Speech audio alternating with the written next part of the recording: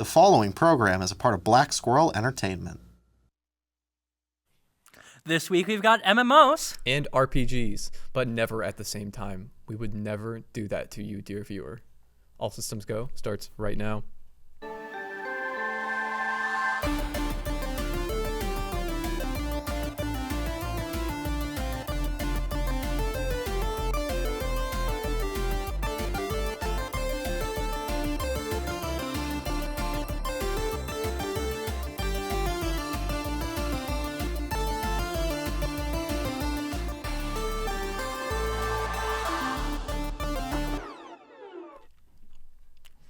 Greetings and welcome back to another episode of All Systems Go, the only show that pretends like it's cool to be a nerd.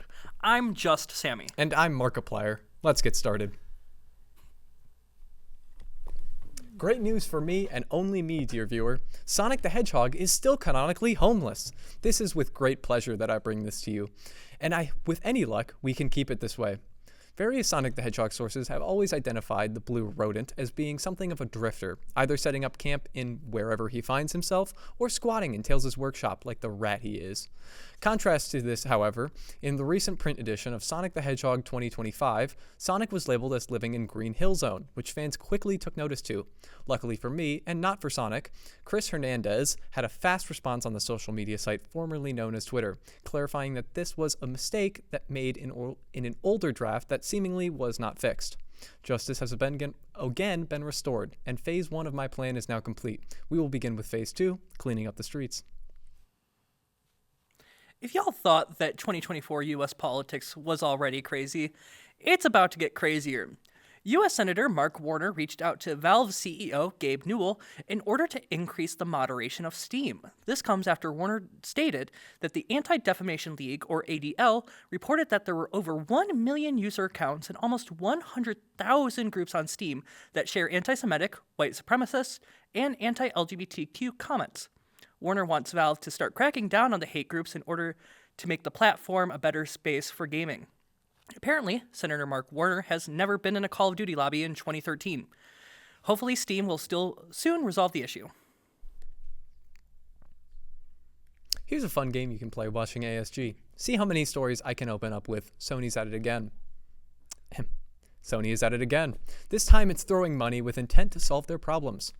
Kadokawa Corporation, parent company from Software, the Souls guys, have reportedly received buyout offers from Sony.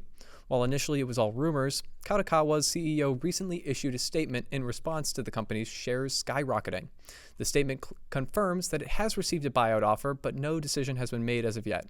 This is a bold move by Sony. While losing From Software's support for any reason would be a critical blow to sales, Sony has pushed several layoffs and closures of studios in the last year.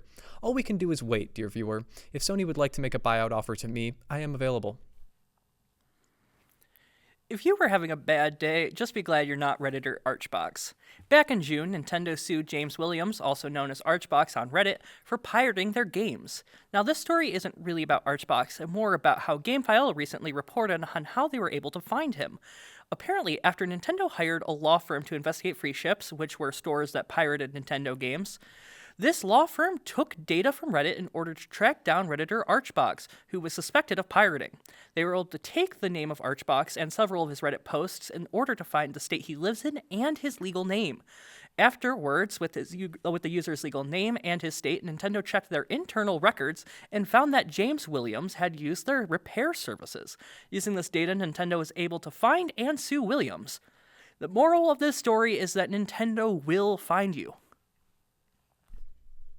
Big waves from Minecraft this week. There have been lots of comments regarding the second trailer for the Minecraft movie being released, showcasing a bit more of the characters and the story of the film. Reception appears to remain mixed. Some people are upset over the Jumanjification of the story, and others feeling the dialogue reads as stiff. Personally, I can't disagree with either of these points, but the trailer just makes me want to play Minecraft, which I'm pretty sure is the goal. The second announcement is the reveal of a Minecraft amusement park from Merlin Entertainment, the company behind Legoland. Not much was announced in the release other than it's an amusement park. It'll have food, drinks, retail, rides, and with any luck, people. We did, however, get concept image of the entrance, showing shadow people entering the park. I always knew they were real, and I always knew they loved Minecraft. Because the esports teams wrapped up their seasons, we're covering some of other local news. On Tuesday, December 3rd, from 10 a.m. to 6 p.m., the animation game design students from Kent, Stark, and Tuscarawas campuses are holding their annual fall showcase. Students will show their work to industry professionals for feedback. In the past, guests have been from Activision, EA, and other local studios. The event will be in the Kent State Tuscarawas Campus Performing Arts Center and live streamed on the Kent State Tuscarawas Campus YouTube channel for those interested. After the break, we have an MMO video. May God have mercy on our souls. All systems go. We'll be right back.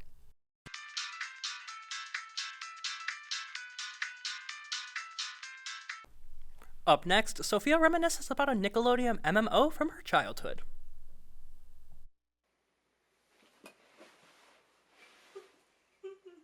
Hey. I haven't been on ASG in a while. I don't know how to start a video. I'm a little disheveled at the moment. You know what's interesting about our experience as Gen Z people? I'm really intrigued by the things that we remember from our childhood that people just didn't take the proper screenshots of, or like have any kind of collection of data or anything like that to really preserve the historical importance of these things that we deem parts of our childhood. Did any of that make sense? I played this game, it's called Nickelodeon, but when I played it, it was called The Club.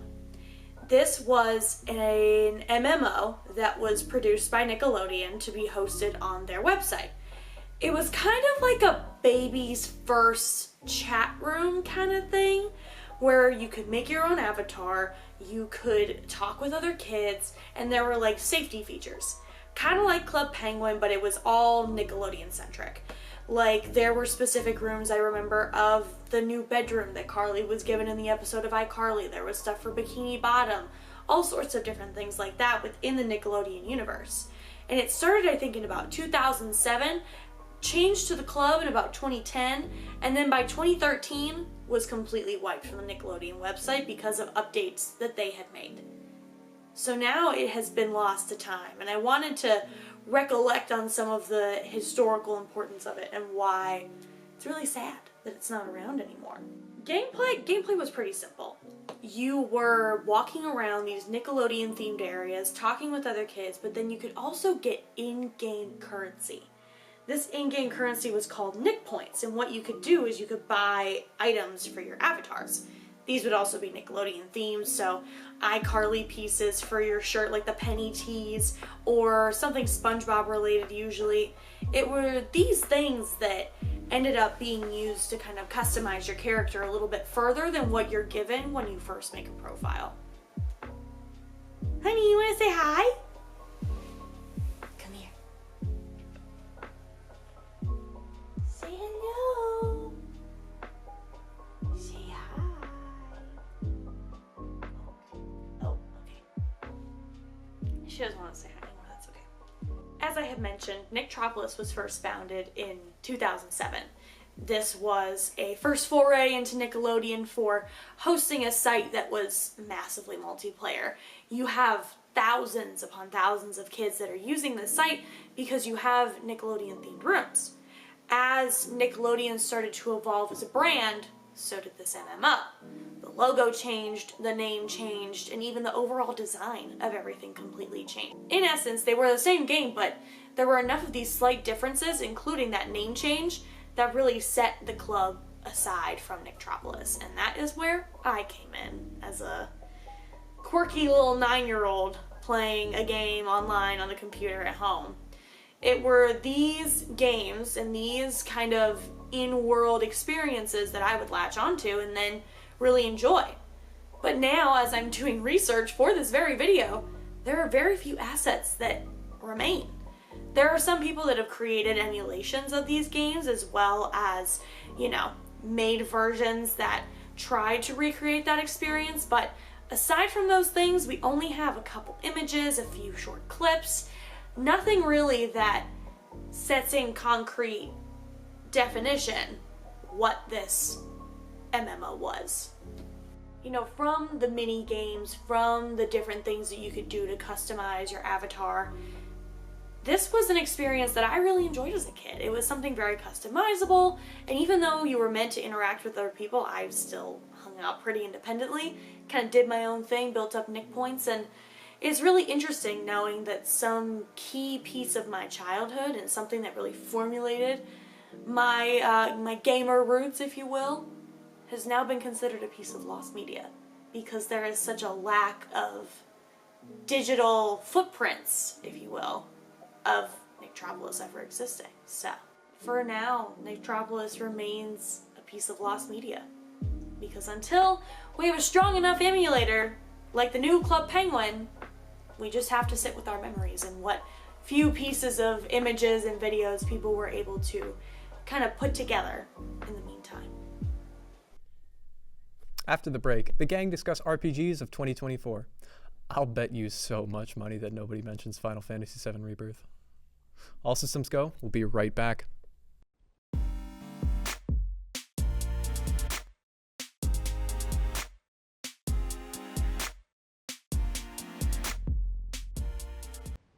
From Dungeons & Dragons to Dragon Quest, from Legend of Zelda to Persona, there are a lot of RPGs that came out this year. Let's discuss some of them. Hi, I'm Sammy, RPG enthusiast. Today on our panel we have Tyler, David, Joe, and Garrett. So, what are some RPGs that have come out in the past year that y'all have enjoyed? I'm going to start with you, Garrett. This year, I played Persona 3 Reload, and that game was really great. This is the first time I played a version of Persona 3. I thought it was really good. Did not like the DLC, though. Otherwise, it was good. I mean, base game, great. What about the DLC did you not like? I gotta get that. It was such a slog. They removed half of the gameplay loop. You don't talk to people anymore. You just do battles. And they try to make it harder by making the battles harder, but you can just go back upstairs and reset all your mana and HP, so it's not really hard at all. I thought you were about to complain about Yukari for a second. I was going to say, I'm going to stop you there. I don't know what I'd complain about. David, what's an RPG that you played that came out this year? Well, actually, I haven't played any RPGs that came out this year, but could I at least mention one? Yeah, go ahead. Like Mario and Luigi Brothership. That's an What RPG. about I heard it was quite good, yeah. It's like the first Mario and Luigi came on a console. Mm-hmm. Interesting. Yeah, and it's like unique and that it doesn't use two screens, it only uses one. Yeah. How about you, Tyler? I have recently been playing through the release of Dragon Age the Veilguard, which is a lot better than I expected from the online discourse. Real. But it's definitely one of the weaker entries in the Dragon Age franchise. It sort of continued that trajectory away from like typical RPG stuff more towards action in a way that I really don't like, if I'm being honest. Uh-huh. But I mean, I'm having fun so far, at least. I'm enjoying it. I don't know how much enjoyment I'll get on a replay, but... Mm-hmm. How about you, Joe? I actually have two that I thoroughly enjoyed. You have to pick one. Pick one? You said what are some? There's deadlines, man. But anyway, I think out of all the RPGs I played, I think the one that I enjoyed the most that I'm currently still playing through is actually Metaphor ReFantasio. It recently just came out. I want to play that. It's on my number one on my Steam wish list. So good. I didn't expect. It's hard to describe like how it's combined a lot of great aspects from like a lot of Atlas titles. So combined like some stuff from Shin Megami Tensei in terms of press turn systems, and then combined stuff from Persona, but also has like stuff from Shin Megami Tensei Digital Devil Saga in regards to transformations. It's really fun. I do enjoy a lot of like even out of combat stuff. I think there was like also a battle tactic that was brought about from Etrian Odyssey, which is like Is that the maze one? Yeah. Where you draw the map? It's formations where it's like, you have people up front and then you can take people in the back, and then like you get more like buffs to defense, but you get debuffs on like physical attacks. But I love that one so far. It's great. Me personally, I'm a big fan of Dragon Quest always. These people saw me play it literally like an hour ago because I'm obsessed with that game. And they just had the Dragon Quest 3 remake come out, which has been surprisingly good so far. Like, it's a lot better than I was actually expecting, which I'm glad about. So, were there any RPGs that you've played recently, not necessarily in the past year, that you were really excited for that didn't really meet your expectations?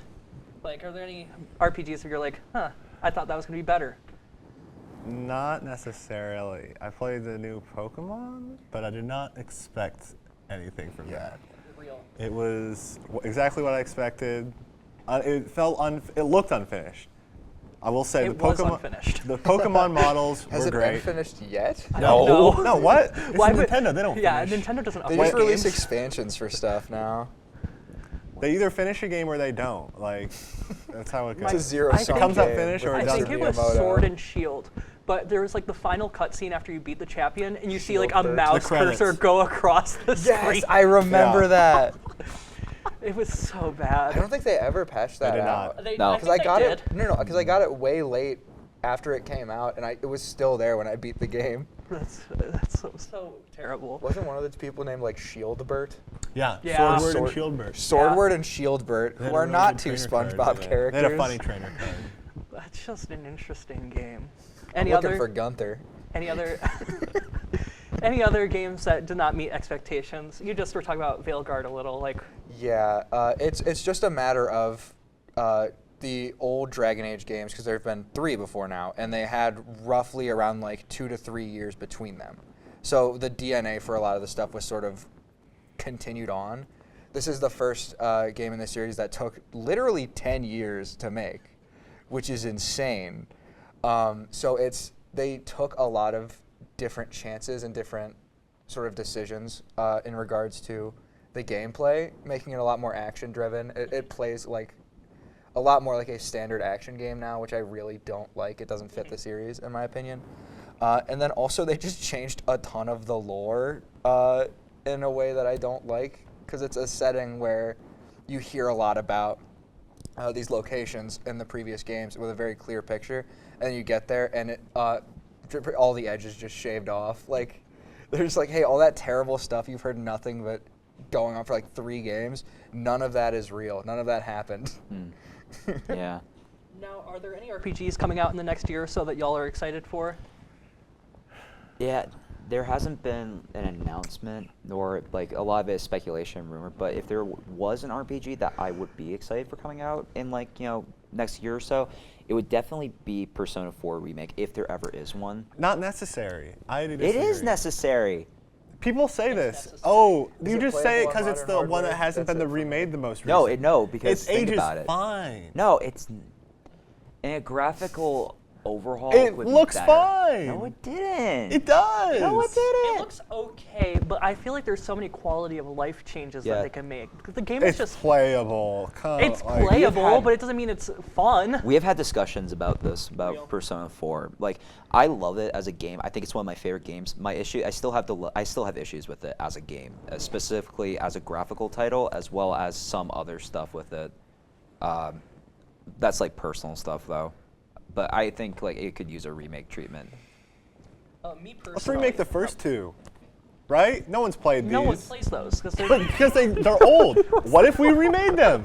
Wouldn't people play them? no. Fellas, let's remake the Mona Lisa. What are we talking about here? Me personally, I'm really Turtles. excited for Avowed, which is an Obsidian RPG. Oh, I did hear about that. I am really but it's excited like about it's that. like fantasy, so it's gonna be like Fallout New Vegas, but fantasy world, and I'm really excited for it. I was under the impression it's supposed to be like the Elder Scrolls to their like outer Yeah, it's worlds. it's from their Which Pillars, was Pillars fun of for Eternity Outer game. Worlds. Yeah, also just It's kind of based average. off the Pillars of Eternity series, which I also played and I'm a big fan of, but I don't know if those games are RPGs. But Never played those. they're really good, and like it's following like kind of the same story, and I'm really excited about that. I'm not gonna lie to you, Outer Worlds was kind of a disappointment.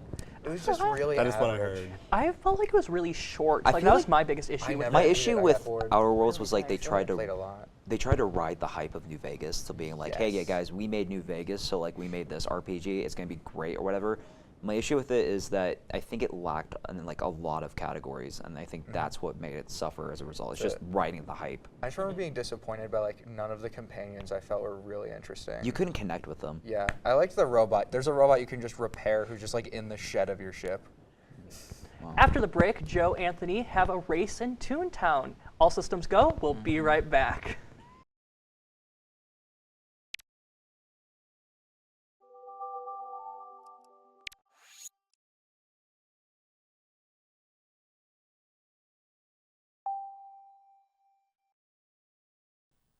Up next, Anthony Victor Joseph Fariga and Joe racing Toontown. What's going on, guys? Today we're going to be playing Toontown Rewritten. I'm here with Joe. Hello, my name is Joe. And we're going to be competing today in Toontown to see who can defeat one of every single cog in the game the fastest. We're going to be making brand new tunes to give ourselves a bit of an extra challenge. We have a couple rules for ourselves. The first rule is that we cannot use our main tune because that would make it too easy. If you are in a battle, you have to finish it, meaning you cannot go to the factory, kill the first set of cogs, and then leave. That's not allowed. You'd have to finish out the whole factory. Same goes for a building. And then lastly, you cannot use summons, which is a reward that you can get in-game. We're going to create our tunes now, and then we'll jump to you when we're ready. Alright, so we have chosen our tunes. I'm going to be this deer tune named Elmer Pinkerpow. And I'm going to be a horse tune named Bob. Ready, set, go. Oh, hey, you're literally right here. Now, because this recording session took almost 2 hours, I'm going to be cutting it down to the highlights. The beginning stages of this challenge were pretty easy, and we managed to check off cogs pretty fast. And while I attempted to play the trolley, I was joined by an uninvited guest. Oh my god, somebody else... Oh my god. Alright, I guess I'm playing trolley games with Greg. Dude, Greg is not doing anything. That's because... Greg! That's because Greg is a fat little... After departing ways with Greg, I teleported to a district with an active invasion in it in an attempt to try and get a tougher cog checked off, and I was successful. And Joe was trying to develop his gags fast and was knocking off cogs quickly. We eventually got bored, and then we tried to beat a one-story building. Oh. It's one floor. I only have throw. You only have throw? I only have throw. Do you want to try to get rid of the level 1? So we don't have as many cogs like attacking us, I guess? Yes, puppy. Okay. Okay, I might die unless we... Okay, we need Oh to my hurry. God. We need to hurry. We need to hurry. Bruh. What? Oh god. Oh boy. I think we're screwed, Joe. I think we might be toast. Oh. Nope, Oh, that's at at me. you. That's at me. Oh, I'm goodbye, out. Joe. Yeah, I'm out. Bye. Good luck. Good luck, bitch. Way. Oh my god, and 3 more spawn, Joe. So should I wait for you? No. Oh, I'm dead. There we go. Yeah, actually, yeah. Yeah, okay, I'm gonna wait for you. The challenge proved too difficult and too time-consuming to complete with brand new tunes, so we ended up abandoning our first role and switched over to our mains, and we began flying through the challenge. Shoot. You're in a Mr. Hollywood invasion, aren't you? Yeah, I am. Oh, jeez. Oh, jeez, Rick. Playing cogs in Toontown. Playing cogs. I have never soloed a 5-story building, but I'm going to try. Well, now's your chance. Prove yourself, laddie. I ended up wasting my time on a cog building that didn't provide me with any cogs I hadn't destroyed at that point, but luckily I was able to bounce back a little bit by checking off a few lawbots from a lawbot building, and then quickly picking up a backstabber immediately after completing the building.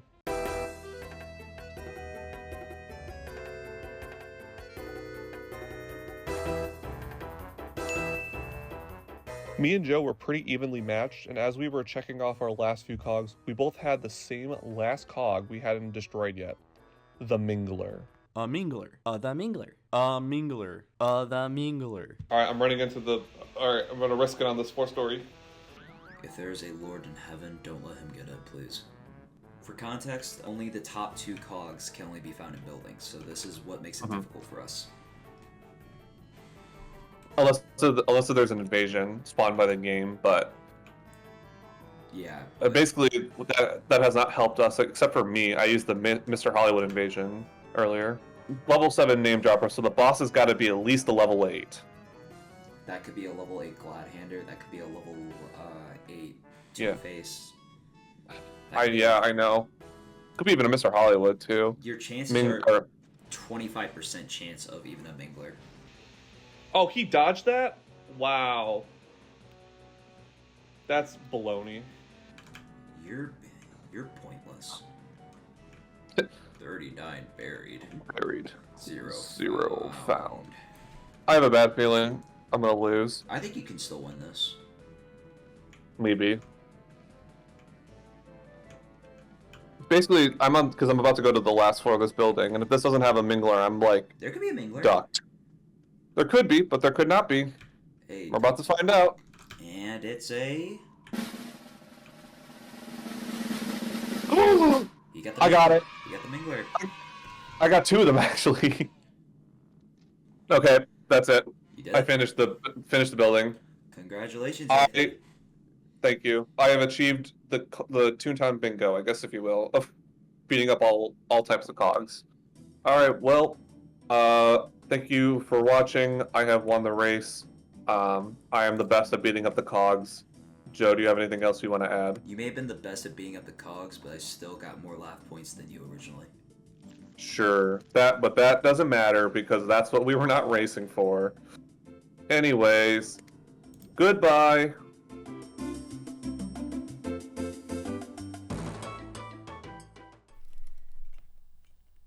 And that's all the time we have for this week's episode of All Systems Go. Follow our Instagram for some fun behind-the-scenes content, and our YouTube for past episodes, and our TikTok just for funsies. All Systems Go, signing off.